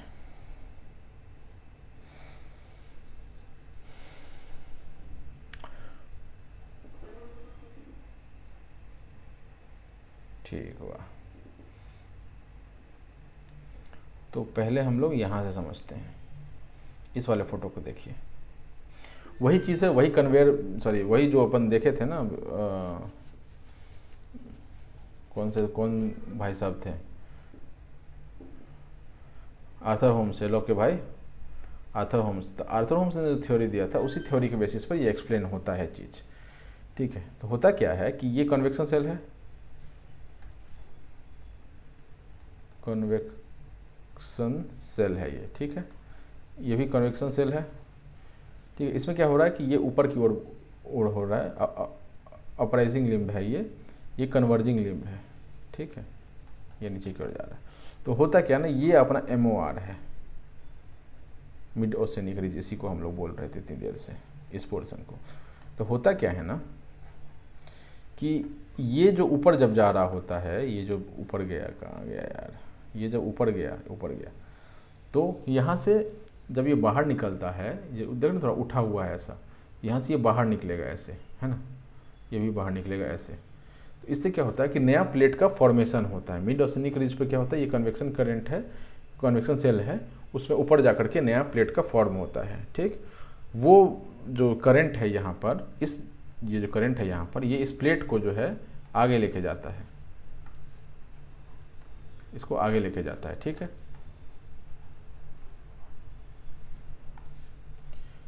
तो यहाँ से ये प्लेट को ऊपर लेके गया, यहाँ पे मैंने प्लेट का जो मटेरियल है उसको ऊपर लेके गया, यहाँ पे क्या हुआ, बाहर निकला, वो ठंडा हुआ, प्लेट फॉर्म हुआ, और ये प्लेट आगे जाता है। यहाँ मिलता है इनको ट्रेंच, वो ट्रेंच में जाकर के वो वापस से गोल गिर जाता है। ठीक, वापस हम उस फोटो पे आते हैं, जो फोटो हमने देखा था सबसे पहले, ये। तो हो क्या रहा होगा यहाँ पर, अब इसमें फोकस करने की कोशिश कीजिए आप, कि यहाँ भी एक कन्वेक्शन सेल चल रहा होगा।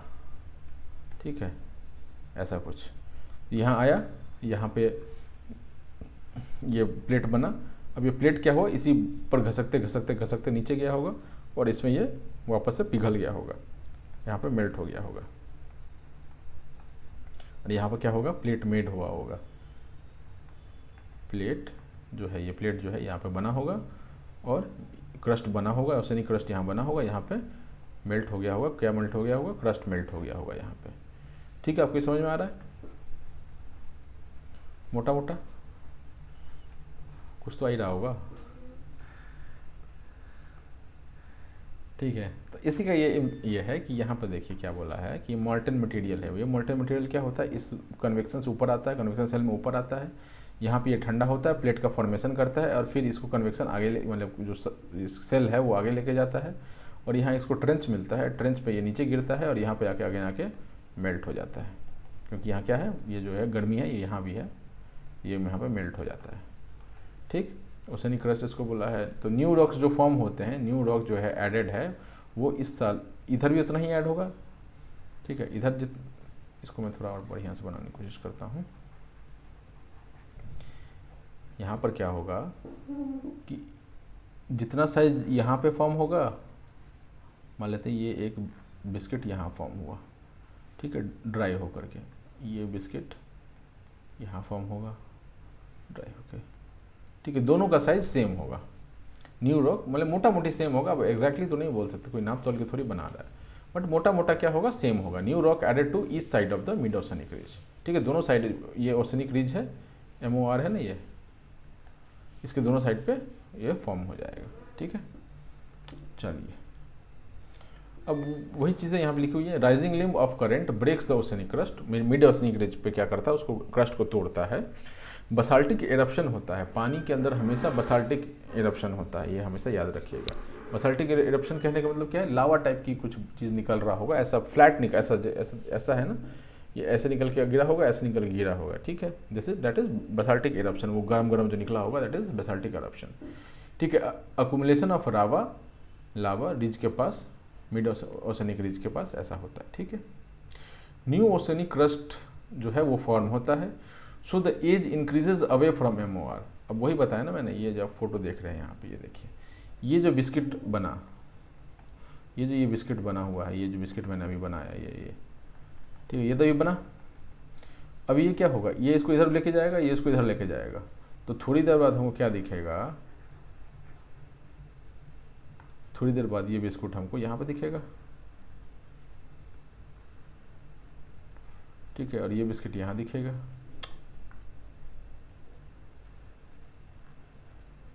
अरे भाई,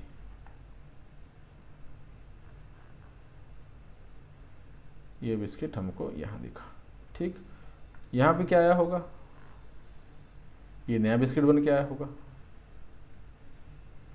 यहाँ पे क्या आया होगा, फिर से इधर भी नया बिस्किट, वही बेसाल्टिक इरप्शन हुआ होगा, नया बिस्किट बन के आया होगा। अब ये देखेंगे कि एज की बात हो रहा है, एज A1 लिख दिया और ये एज A2 लिख दिया। अब आप सब कुछ समझ सकते हैं कि एज किसका ज़्यादा होगा, एज किसका ज़्यादा होगा, एज A2 का ज़्यादा होगा। क्यों? क्योंकि ये पहले बना है, ब्लू वाला बिस्किट पहले बना था, अब ये घसक के बाहर दूसरी साइड पे मतलब थोड़ा साइड हो गया नए वाले के लिए, तो ऑब्वियसली A2 का जो एज है वो ज़्यादा होगा। इसीलिए हम बोलते हैं कि MOR से जब हम दूर जाते हैं तो एज जो है रॉक्स का बढ़ता जाता है।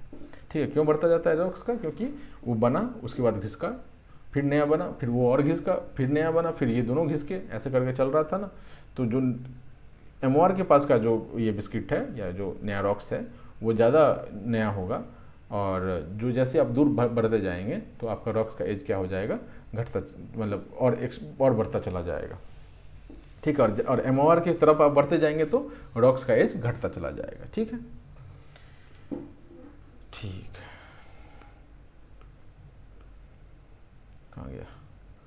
ठीक, ये डाइवर्जेंट लिम है, expansion of the ocean crust. तो मिड ओशियनिक रिज पे क्या हो रहा है, बाहर निकल रहा है और ये एक्सपैंड होता जा रहा है, मतलब डाइवर्जेंट लिम है। डाइवर्जेंट मतलब समझते ना, कन्वर्जेंट मतलब जुड़ना होता है और डाइवर्जेंट मतलब अलग होना होता है। तो डाइवर्जेंट लिम है मतलब वहाँ से वो दूर होता जा रहा है।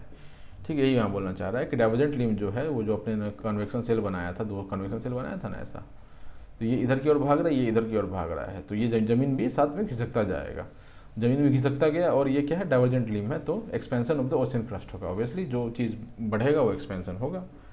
ठीक है, formation of the ocean floor takes place at mid oceanic ridge, ये इंपॉर्टेंट है, formation of the ocean floor takes place at the mid oceanic ridge. ठीक है मित्रों, अभी मिड ओशियनिक रिज को आपको समझ आ गया। ये ओशियनिक रिज जिसकी हम बात कर रहे हैं, वहाँ पर क्या हो रहा है, पहला चीज़ एक कन्वेक्शन सेल का काम कर रहा है, कन्वेक्शन सेल काम कर रहा है, और क्या हो रहा है, वहाँ पे बेसाल्टिक इरप्शन हो रहा है। बेसाल्टिक इरप्शन होने से क्या हो रहा है कि न्यू रॉक्स का फॉर्मेशन हो रहा है, लावा जो बन रहा है वो सूख रहा है, ड्राई हो रहा है, तो न्यू रॉक्स का फॉर्मेशन हो रहा है। फिर वो डाइवर्जेंट लिम पे है तो थोड़ा दूर घिसकता है, ये इधर घिसकता है, ये इधर घिसकता है, फिर नया बेसाल्टिक इरप्शन होता है। इसलिए हम देखते हैं कि मिड ओशियनिक रिज से जब हम आगे बढ़ते हैं तो एज जो है रॉक्स का वो बढ़ता जाता है, और दूर से जब मिड ओशियनिक रिज की तरफ आते हैं तो वो रॉक्स का एज जो है वो घटता चला जाता है। ठीक है, क्योंकि newly form rocks are near to oceanic ridge. ठीक, नेक्स्ट आते हैं ट्रेंचेस पे।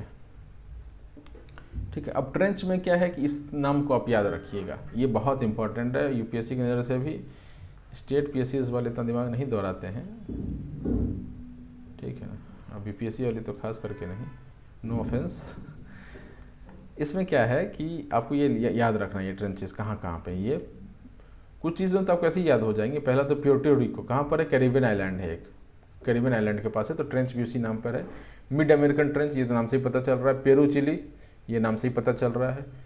ठीक है ना। एलुशियन, एलुशियन कहाँ पर है, ये इंपॉर्टेंट है क्योंकि इसका नाम से पता नहीं चल रहा है कि यहाँ ये कहाँ पर है। ये कहाँ पर है, अपना ये अलास्का वाला जो एरिया है ना, इसके पास है। ठीक, अभी साउथ सैंडविच ट्रेंच, ये अपना एंटार्क्टिक के पास है, ये जो एंटार्क्टिक के पास है ना, एंटार्क्टिक और साउथ अमेरिका के बीच में, in fact Atlantic, south Atlantic ocean में बोल सकते हैं। ठीक है, तो एलुशियन याद रखिएगा, साउथ सैंडविच ट्रेंच याद रखिएगा, जावा तो याद रहेगा, सुमात्रा जावा अपना उसका ये है आइलैंड से ना, इंडोनेशिया के। एलुशियन यहाँ भी आ गया ना, ये एलुशियन था, ये एलुशियन आ गया। क्यूराइल एंड जापान ट्रेंच, ठीक है, ये जापान ट्रेंच याद रहेगा, लेकिन क्यूराइल ट्रेंच पूछते तो ये थोड़ा मिस कर सकते, तो ये क्यूराइल ट्रेंच है यहाँ पे। ठीक है, थोड़ा साफ करके देखते हैं, ये क्यूराइल ट्रेंच जो है यहाँ पर है।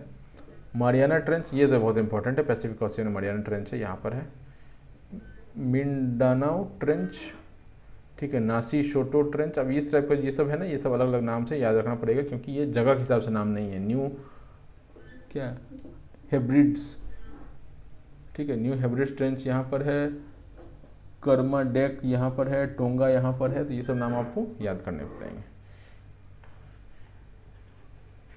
इसको लिख के रख सकते हैं, या मैप हो अगर आपके पास, वर्ल्ड मैप लगा के रखा हो तो उसमें मार्क कर लीजिए और याद कीजिए।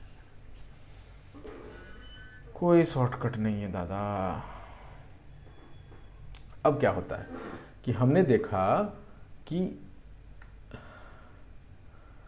क्या देखा कि ये फॉर्म हो रहा था बार बार, जो ओशियनिक क्रस्ट था वो बार बार फॉर्म हो रहा था। अभी जो आया है उसको जाना तो है ही, इंसान आया इंसान जाना है, जानवर आया जानवर जाना है, धरती आया धरती को जाना है ना। ठीक है, तो फिलॉसफी में नहीं जाते हैं, जो आया है उसको जाना है। तो अभी क्या है कि अपने पास ये जो है ट्रेंच जो रिज जो है, रिज पे जो है वो नया फॉर्मेशन हो रहा है, तो कोई वहाँ पे आया है, नया नया पत्थर सब आया है, तो कहीं तो कोई जा रहा होगा, तो वो जाने की जगह कौन सी है, ट्रेंच है। ठीक है, मुझ में समा जा आपास आ जा हमदम मेरे दिल नसी। तो ट्रेंच क्या बोलते, ट्रेंच बोल रही है ओशियनिक क्रस्ट को कि मुझ में समा जा आपास आ जा, और वो जो क्रस्ट है वो ट्रेंच में जाके नष्ट हो जाता है। तो यहाँ क्या वही लिखा हुआ है यहाँ पे, at trench ocean floor is destroyed. ठीक है, melted in mantle so C mounts deformed at the trenches. तो एक सवाल ये भी था ना कि अपना एक सवाल था ना कि मेसोजोइक से पुराना हमको पत्थर नहीं मिलता है ओशियनिक फ्लोर पे, क्यों नहीं मिलता है? यही कारण है कि उससे पहले वाले पत्थर जो है वो ट्रेंच में जा करके मुझ में समा जा आपास आ जा। ठीक है, दिल है कि मानता नहीं। तो ये क्या हो जाता है कि उसमें वो अंदर घुसता, ट्रेंच में घुसता चला जाता है, और घुसने के बाद जब वो मटेरियल जो है, रॉक्स जो है वो एस्थेनोस्फीयर में पहुंचते हैं, मेंटल में पहुंचते हैं, एस्थेनोस्फीयर इज इन मेंटल, ठीक है ना, वहाँ वो पहुँचते हैं और वो डिस्ट्रॉय हो जाते हैं। इसलिए वहाँ पे जो भी आपको सी माउंट्स मिलेंगे, जो अंदर सी के अंदर जो माउंटेन्स होते हैं वो भी वहाँ पर डिफॉर्म्ड मिलते हैं, क्योंकि वो भी ऑलमोस्ट क्या बोलते हैं उसको, डिस्ट्रॉय होने के कगार पे ही होते हैं। ठीक है,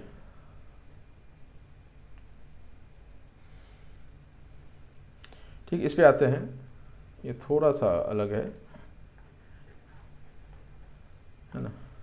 पहले ये देखिए, oceanic floor acts as conveyor belt. अब आपको ये समझ में आ रहा होगा कि ये मिड ओशनिक रिज था ऐसे करके, है ना, मिड ओशनिक रिज था, और ये ट्रेंच था, इधर भी ये ट्रेंच था। तो हो क्या रहा था यहाँ पे कि यहाँ पे एक अपवर्ड लिम्ब था, ये ऐसा जा रहा था, फिर ये ऐसा जा रहा था, ऐसा गया, ऐसा गया, ऐसा गया, ये ऐसा आ गया। ठीक है, ये ऐसा गया,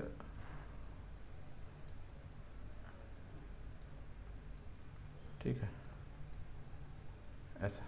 ठीक है, ये कन्वेयर बेल्ट पता है आपको क्या होता है? साइकिल का चेन देखा होगा ना आपने, that is also like a conveyor belt. Generator में देखा होगा शायद, जनरेटर में कभी आपने चरखा देखा हो, तो इस पर जो ये लगा हुआ है that is like conveyor belt. Conveyor belt मतलब होता है कि दो चक्का होता है, दोनों चक्का को कनेक्ट करने वाला एक ये बेल्ट होता है, और एक चक्का नचता है वो दूसरे को भी नचाता है। तो रिक्शा में आपने देखा होगा कि आगे पैडल मार रहे हैं, वो पीछे दोनों चक्का घुमा रहा है, that is like a conveyor belt. वो जो चेन होता है साइकिल का या रिक्शे का जो चेन होता है, तो कन्वेयर बेल्ट बेसिकली हम उसको बोलते हैं जिसमें एक चक्का घूमता है और दूसरे को घुमाता है। ठीक है ना, तो ये कन्वेयर बेल्ट का काम कर रहा है, देख रहे नहीं, बेल्ट जैसा ही तो काम कर रहा है, ये देख रहे, गोल गोल गोल गोल गोल गोल, है ना, ये कन्वेयर बेल्ट का काम कर रहा है। इसी को ये बोला है कि ओशन फ्लोर एक्ट्स लाइक अ कन्वेयर बेल्ट। इधर से निकलता है, इधर से ये जाता है और फिर इधर गिर जाता है। It's a cyclic process, 300 million years लगते हैं इसको ऐसे होने में, इसलिए ओशन क्रस्ट जो है वो मेसोजोइक जो है उससे ओल्डर नहीं है। ठीक है, 300 मिलियन ईयर में जो एक पत्थर बनता है वो 300 मिलियन ईयर में ख़त्म हो जाता है। तो उससे मेसोजोइक का जो टाइम है आज से मोटा मोटी 300 साल पहले का है, तो उस समय जो उससे पहले जो पत्थर बना होगा वो डिस्ट्रॉय हो चुका होगा। ठीक है, अब ये सबडक्शन की यहाँ पे बात आ रही है, ये थोड़ा सा अलग है, शायद ये यहाँ नहीं होना चाहिए था।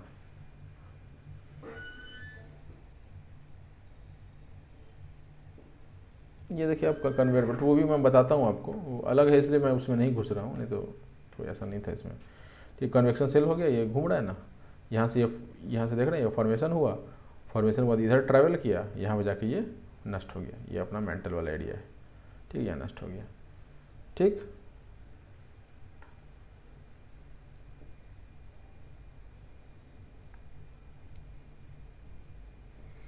अब सबडक्शन का क्या कॉन्सेप्ट है वो मैं बताता हूँ, और फिर हम उसको रिलेट करने की कोशिश करते हैं कि यहाँ से कैसे रिलेटेड था। अब होता क्या है, एक तो नाश होने का तरीका आपको पता है कि ट्रेंच में जाकर के समा गया, नाश हो गया वो। ठीक है, दूसरा क्या तरीका है नाश होने का, अगर दो प्लेट्स टकराते हैं, ठीक है, दो क्रस्ट टकराते हैं, प्लेट का भी बात नहीं करते, क्रस्ट का बात करते हैं। ये एक क्रस्ट है, ठीक है, और ये एक क्रस्ट है, ये इधर मूव कर रहा है, ये इधर मूव कर रहा है, ये तो अभी ये टकराया, ठीक है, तो टकराया तो क्या होगा, एक नीचे जाएगा एक ऊपर जाएगा। गाड़ी को भी टकराते देखे, ट्रेन को टकराते देखे होंगे आप, तो जो लोग जब टकराते हैं तो एक ऊपर चढ़ जाता है, एक नीचे चला जाता है, सर्वाइवल ऑफ द फिटेस्ट। तो जो हैवी होगा आप किसी मोटे आदमी से टकरा के देखिए क्या होगा, आप फेंका जाएंगे और मोटा आदमी आपके ऊपर चढ़ जाएगा, ठीक है ना। तो जो हैवी होगा वो अंदर घुस जाएगा। ऑब्वियसली अभी आप ऐसे टकरा रहे थे तब तो ये आपके ऊपर चढ़ जा रहा था, लेकिन जब आप ऐसे टकराएंगे तो ये हैवी वाला दब के नीचे चला जाता है, ठीक है ना। इसमें क्या बोल रहा है कि ये एक क्रस्ट 1 है, ये क्रस्ट 2 है, ये दोनों जाता है। ये मान लेते हैं ये हैवी है, ये लाइटर है, तो लाइटर है तो ऊपर रहेगा, सीधा सी बात है। और हैवी है तो ये सबडक्ट कर जाएगा इसके अंदर में। तो ये क्या सीन बनेगा, थोड़ी देर बाद ये ऐसा बन जाएगा और ये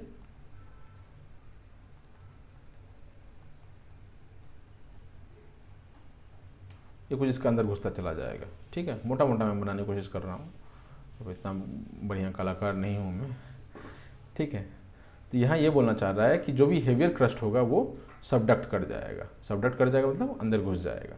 तो क्रस्ट कौन से हो सकते हैं? क्रस्ट हमारे ओशियनिक हो सकते हैं या फिर कॉन्टिनेंटल हो सकते हैं। तो ओशियनिक क्रस्ट अगर दोनों ही ओशियनिक क्रस्ट है, ठीक है, C1 भी ओशियनिक है, ये भी ओशियनिक है, ये भी ओशियनिक है, तो जो हेवियर होगा वो नीचे जाएगा, ठीक है। ये अगर ये कॉन्टिनेंटल है और ये भी कॉन्टिनेंटल है तो जो हैवी है वो नीचे जाएगा, ठीक है। लेकिन अगर ये सवाल ये आ जाता है कि ये कॉन्टिनेंटल ये है, इसको हटाओ,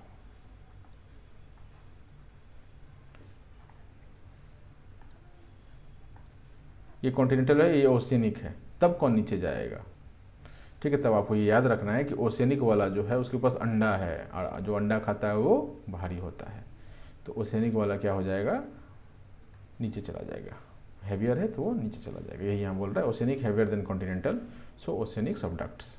बिगर oceanic crust heavier than smaller, ठीक है। तो ऑब्वियसली दो ओशियनिक क्रस्ट में कौन सा भारी होगा, जो बड़ा होगा वही भारी होगा। तो जो भी बिगर होगा वो नीचे चला। ये भी अगर ओशियनिक होता और ये बिगर होता, ये स्मॉलर होता तो ये नीचे चला जाता। अगर 22% होता तो दूसरा नीचे चला जाता, ठीक है। ठीक है मित्रों, ये चीज़ आएगा इंडिया के केस में, ये पार्ट आएगा, है ना, सबडक्शन वाला चीज़ आएगा। अब ये मरियाना ट्रंच के बारे में थोड़ा बातचीत यहाँ किया गया है, ज़्यादा अब नहीं बचा है, ख़त्म ही है। Paleomagnetism and this part is over, है ना।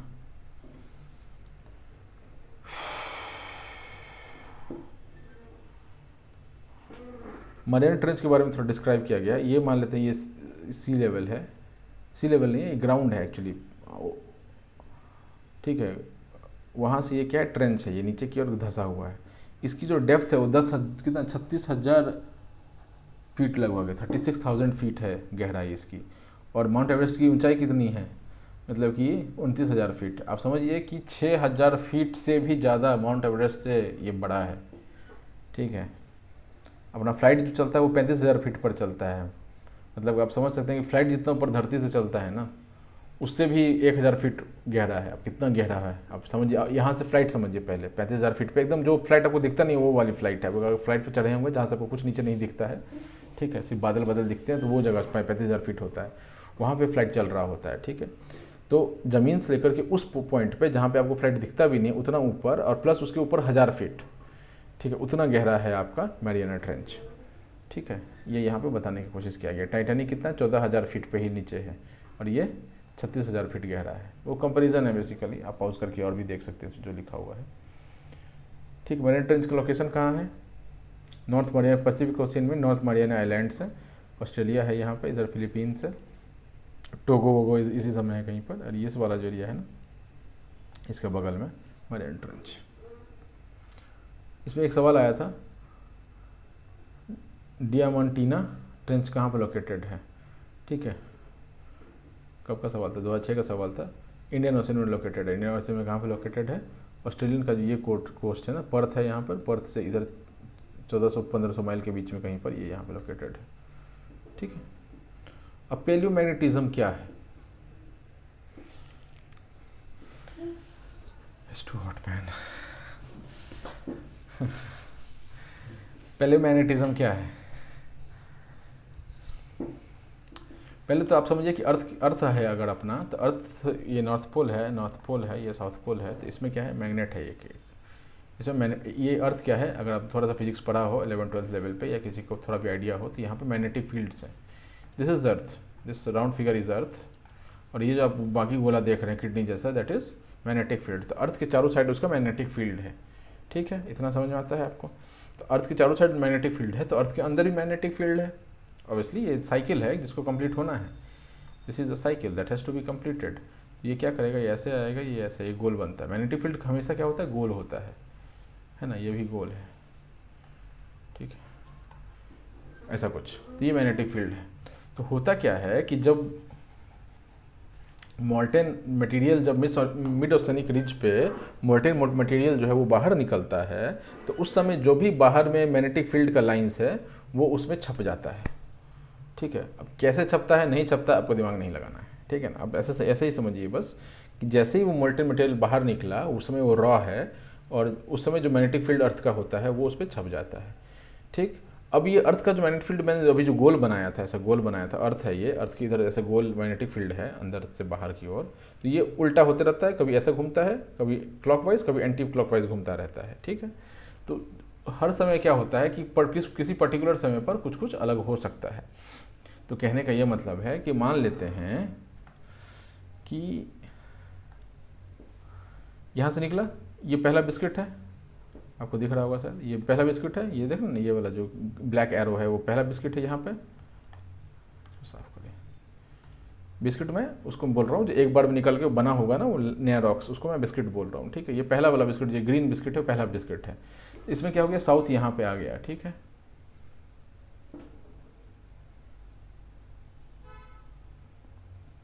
कुछ गलती लिखा है क्या, चलिए इसको हटाइए, मैं बता देता हूँ उसमें क्या बोलना चाह रहा है ये।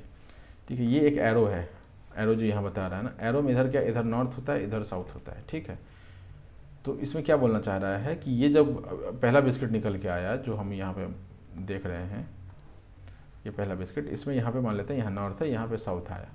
ठीक है, तो इसमें ऐसा बन जाएगा, फिर ये आगे बढ़ा होगा, ये यहाँ पहुँच गया, ये यही वाला जो है उठ के यहाँ पहुँच गया होगा, ये बिस्किट पे उससे यहाँ पर रहा होगा उस टाइम पे।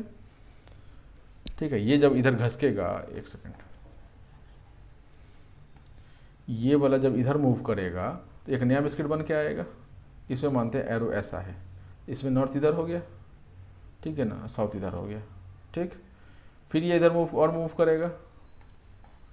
ठीक है, तो ये क्या होता है ना कि इससे कि हर बिस्किट पे, ठीक है, हर बिस्किट पे अलग अलग जो मैग्नेटिक फील्ड का जो वो है, क्या बोलते हैं उस डायरेक्शन है, वो दिखता है अपने को।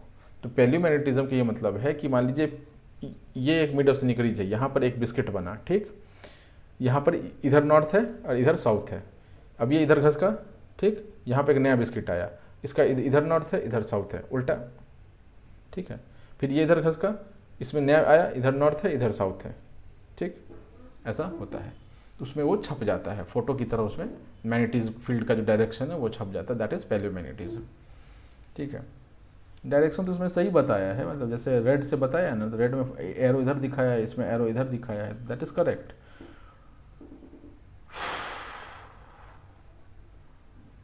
बट नॉर्थ साउथ का है, उल्टा सीधा बता रहा, हो सकता है ये नॉर्थ पोल को फिगर कर रहा होगा, ये नॉर्थ पोल वाला साइड होगा इसलिए इसको नॉर्थ बता रहा है, इधर साउथ पोल वाला साइड साउथ बता रहा है, और ये मैग्नेटिक का ये है। ठीक है, ये फोटो का क्या की नहीं बना हुआ है ना, तो अपने को समझ में नहीं आता कि एक्चुअली क्या है। हम ऐसा इसको एक्सप्लेन करने की मैं कोशिश करूँ तो इस साइड जो है, जो फार्दर साइड पर उधर साइड पर दिख रहा है अपने को स्क्रीन पे, दिस इज नॉर्थ पोल। ठीक है, एक्चुअल नॉर्थ पोल, अर्थ का जो नॉर्थ पोल है, इस साइड क्या होगा, साउथ पोल होगा, पीछे साइड पे साउथ पोल। ठीक है, इसीलिए यहाँ पे एस एस सब हर जगह एस एस ही लिखिए हुआ है ना।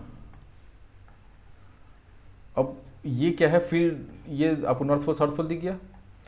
ये क्या है, ये आपका जो मैग्नेटिक फील्ड है उसका लाइन है, फील्ड का लाइन है, ये अर्थ का लाइन से मतलब नहीं है इसको। तो इसमें क्या है कि ये अभी क्या है, नॉर्थ को पॉइंट कर रही है, ये अभी क्या है, साउथ को पॉइंट कर रहा है, मतलब कि फील्ड उल्टा हो गया, पहले नॉर्थ को पॉइंट कर रहा था, अभी साउथ को पॉइंट करने लगे, इसलिए फील्ड उल्टा हो गया। ठीक है, और वो छप जाता है उसमें। तो जैसे ही आपको हम जब मिड ओशनिक रिज से जब भी हम फर्दर मूव करेंगे तो आपको दिखेगा कि एक बार एरो उधर घुमा हुआ है, एक बार एरो इधर घुमा हुआ है। इससे हमको ये पता चलता है कि ये एक बार में बना होगा और ये दूसरा एरो वाला एक बार में बना होगा। ठीक, अब ऐसा हो सकता है कि मतलब इत्तेफाक हो सकता है ऐसा कि इधर से निकले, पहला वाला जो बिस्किट मिला उसमें भी इधर ही नॉर्थ मतलब इधर ही पॉइंट कर रहा था, दूसरे वाले में भी इधर ही पॉइंट कर रहा था। दैट इज़ अ पॉसिबिलिटी, उसको मैं मना नहीं कर रहा हूँ, इसमें अल्टरनेट दिखाया है, but that is not necessary. Point जो है वो कर सकता है, ठीक है। Magnetism of rocks along MOR, ठीक है, मतलब पहले मैग्नेटिज्म का मतलब क्या होता है, magnetism of rocks along MOR, ठीक है ना, ये समझ में आ गया, हम बात कर चुके हैं इस पर। Magnetometer witnessed magnetic parallel strips normal and reverse, वही नॉर्मल एंड रिवर्स, रेड वाला और ब्लैक वाला जो है एक दूसरे के रिवर्स था। तो नॉर्मल मतलब क्या हो गया, रेड वाले को नॉर्मल मान ले तो ब्लैक वाला रिवर्स में आ जाता है, ठीक है। मैग्नेटिक प्रोफाइल देखने के लिए मिलता है, हर नया नया स्टोन जो बना MOR से उसमें हमको मैग्नेटिक प्रोफाइल देखने के लिए मिलता है, चाहे तो वो नॉर्मल होगा रेड वाला या फिर रिवर्स होगा ब्लैक वाला, ठीक है।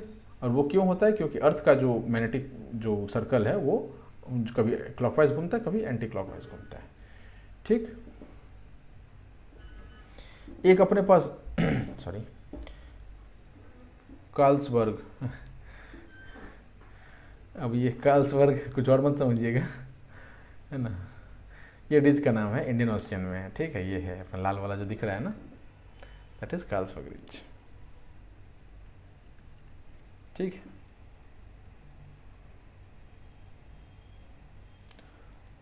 अब यहाँ पे देखिए एक चीज़, ये नाम इंपॉर्टेंट है अपने लिए, Vine Matthews Morley hypothesis. Minto Morley का नाम सुना होगा ना आपने, है ना, ये वही है, उसी का भाई है, वैन मैथ्यूज मॉर्ले हाइपोथेसिस, ठीक है। Correlates the systematic magnetic pattern seen on the sea floor with geomagnetic field reversals, ठीक है। सिस्टमैटिक मैग्नेटिक पैटर्न मतलब वो जो आपको एरोज दिख रहे थे, that is systematic magnetic patterns, ठीक है, seen on the sea floor with geomagnetic field reversals. तो जियोमैग्नेटिक फील्ड रिवर्सल्स का मतलब क्या है कि वो ये सिस्टमैटिक आ रहे हैं, एक के बाद दूसरा आता जा रहा है, और जियोमैग्नेटिक फील्ड का जो है, अर्थ का जो फील्ड का वो रिवर्सल हो रहा है। रिवर्सल कहने का क्या मतलब है, कभी एक बार एंटी क्लॉकवाइज, कभी एक बार एंटी क्लॉकवाइज। बात कर चुके हैं, वो लैंग्वेज थोड़ा कॉम्प्लेक्स लिखते हैं, उसको मैं बताना चाह रहा हूँ, ठीक है। Molten lava at very high temperature capture polarity of geomagnetic field, यही मैं बता रहा था आपको, existing at that point of time and then solidifies. जो मोल्टेन लावा बाहर निकला उस समय जो भी जियोमैग्नेटिक फील्ड होगा, चाहे वो रेड वाला होगा या फिर ब्लैक वाला होगा, कोई सा भी होगा, उसको वो छपेगा उस पर और वो कूल डाउन कर जाएगा। ये चीज़ मैंने आपको बता रखा है, बस ये लैंग्वेज है, थोड़ा आपको पता होना चाहिए कि आंसर कभी लिखना पड़े तो ये सब स्ट्राइक करता रहे, वर्ड्स वगैरह कैसे लिखें उसको वो स्ट्राइक करता रहे, ठीक है। तो ये स्टेटमेंट पढ़ने का मतलब नहीं है मैं ऐसे ही खोल के आपको बोलना शुरू कर दूं तो वो भी हो सकता है, but that won't be that effective. जब आप लिखने बैठेंगे तो आपको वर्ड का प्रॉब्लम फेस होने लग जाएगा। जैसे ये मोल्टेन लावा है तो आप ये वर्ड आप लिख सकते हैं, लेकिन उस समय तो मैंने बताया कि जो निकलता है अंदर से, रॉक्स बनता है, उस पर ऐसा हो जाता है, तो उससे बात नहीं बनता है ना।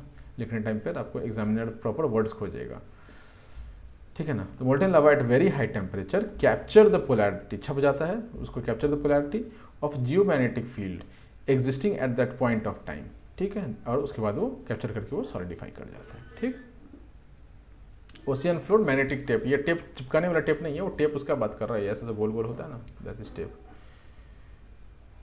है ना। अभी देखिए यहाँ से ये MOR है, यहाँ से बना, इधर गया और ट्रेंच हो जाके इधर धंस जाएगा।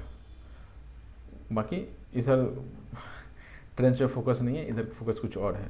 ये देखिए पहले उजला वाला निकला, ये पहले लाल वाला निकला, लाल वाला बिस्किट निकला, है ना, गौर कीजिए यहाँ पे, पहले लाल वाला बिस्कुट निकला, फिर उजला वाला बिस्कुट निकला, ठीक।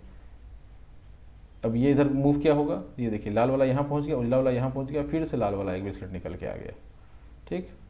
फिर से वही चीज़, लाल वाला यहाँ पहुँच गया, उजला वाला यहाँ पहुँच गया, फिर लाल वाला यहाँ पहुँच गया और उजला वाला यहाँ पहुँच गया। समझ में आता है। तो ये कहने का ये मतलब है कि पहला तो ये स्प्रेड कर रहा है, दूसरा ये कि इसमें क्या था कि नॉर्मल था, इसमें देख रहे होंगे आप मैग्नेटिक फील्ड का रिवर्सल हो गया, ठीक है।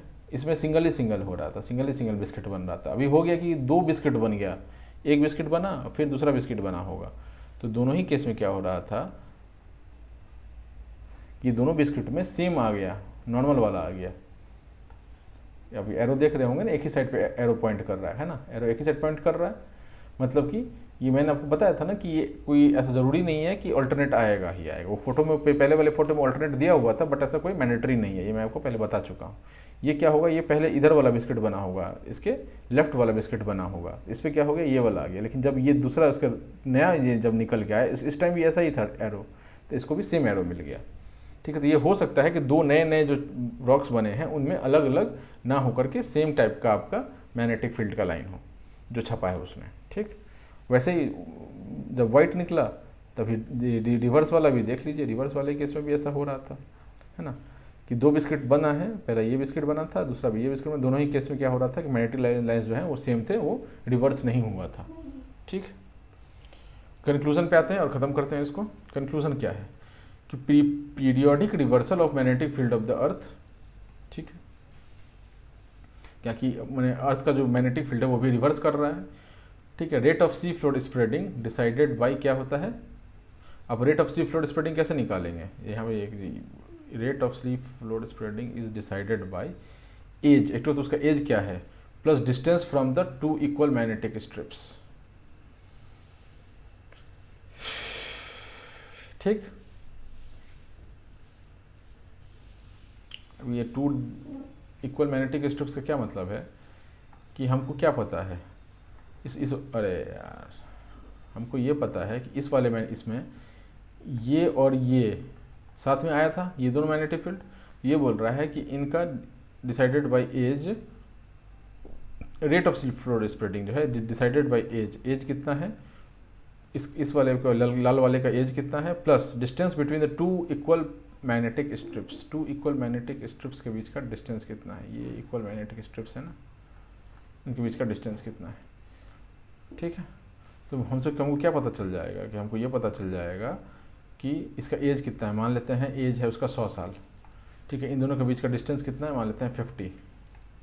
ठीक है, तो 50/20 क्या हो जाएगा, 2 ईयर्स, 100 साल, और डिस्टेंस कितना है, डिस्टेंस 185 थोड़ी होगा यार, डिस्टेंस तो ज़्यादा होगा ना,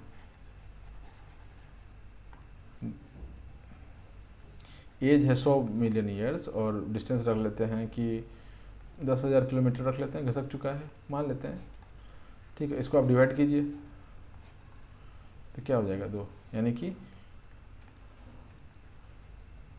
10,000 किलोमीटर था ना, तो 10,000 किलोमीटर घिसक रहा है, 100 ईयर ही रखते हैं, मिलियन हटा देते हैं।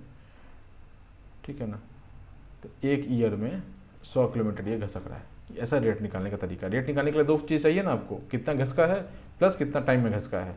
वही चीज़ बोल रहा है कि कितना टाइम में घसका है दैट इज एज, और कितना घसका है वो इक्वल डिस्टेंस। ठीक है, इसी को डिवाइड करके आ जाएगा। ये बस मैं समझाने के लिए बता रहा हूँ, ऐसा होता नहीं है, मतलब ऐसा नहीं होता, मतलब इतना ज़्यादा नंबर नहीं आता, क्योंकि नंबर आप देखेंगे तभी कम ही दिखेगा आपको, है ना। ये समझाने के लिए, चूँकि बड़ा नंबर मैंने लिया कि आपको समझ में आए, छोटे नंबर से क्या होता है कि थोड़ा कन्फ्यूजन रह जाता है। तो आप ये समझ लीजिए कि अटलांटिक में 1 सेंटीमीटर पर ईयर घिसक रहा है, इंडियन में 1.5 सेंटीमीटर पर ईयर घिसक रहा है, और पैसिफिक में 6 सेंटीमीटर पर ईयर घिसक रहा है। ठीक है, अब वो जाकर ट्रेंच में मर जाएगा। ठीक है, ठीक है मित्रों, इसको यहीं समाप्त करते हैं, थोड़ा सा लंबा हो गया बट इसको ख़त्म करना था यहाँ तक। तो लाइक सब्सक्राइब शेयर कर दें प्लीज़, और ग्रेक्स 1192 पे प्लीज़ आप मुझे इंस्टाग्राम पे फॉलो कर सकते हैं। एक और चीज़, अगर कोई मेरी लेक्चर्स को देख रहे हैं, मुझे नहीं पता, मैंने नया स्टार्ट किया है, मुझे इस चीज़ का आइडिया नहीं है कि कोई देख रहा है या नहीं देख रहा है सीरियसली। ऐसे तो मेरे जानने वाले व्यूज़ आकर के दे देते हैं, बट मेरे को एक नहीं पता है। तो कोई अगर देख रहे हैं ना इस मेरे वीडियो को, तो बस एक बार कमेंट में डाल दीजिएगा, वो मेरे लिए बहुत मोटिवेशन का काम करता है कि कोई, हाँ, कोई मेरे से पढ़ रहा है, उसको समझ में आ रहा है। तो बस मैं यही देखना चाहता हूँ। ठीक है, तो एक बार कमेंट में डाल दीजिएगा कि आप वो पढ़ रहे हैं मेरे से। ठीक है, और ये मेरे लिए मोटिवेशन काम करेगा, और मेरे लिए ये भी रहेगा कि मैं वीडियोस कंटिन्यूसली बनाता जाऊँ, कभी मैं सुस्त ना पढ़ूँ। वो मोटिवेटेड रहूँगा तो सुस्त नहीं पढ़ूँगा, है ना। यूपीएससी में भी मोटिवेशन चाहिए होता है, तो इस काम के लिए मोटिवेशन चाहिए। तो कोई अगर सीरियसली देख रहे हो वीडियोस, जो पूरी तरह से देख रहे हो मेरे वीडियोस को, पढ़ने की नज़र से देख रहे हो वीडियोस, ठीक है, वो एक बार कमेंट कर दें, किसी भी वीडियो पे आप कमेंट कर दें। ठीक है ना, ठीक, चलिए, थैंक यू, टाटा।